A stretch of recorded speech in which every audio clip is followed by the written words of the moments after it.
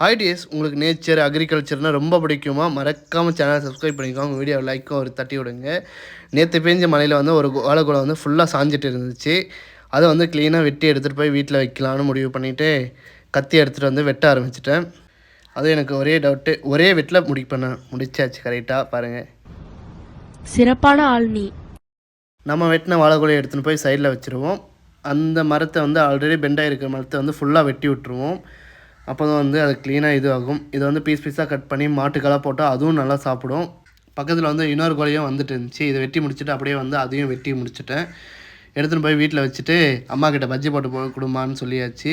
Bajji chips எல்லாம் போடலாம். இதில் வந்து செமையாக இருக்கும். ட்ரை பண்ணி பாருங்கள். Bye bye guys.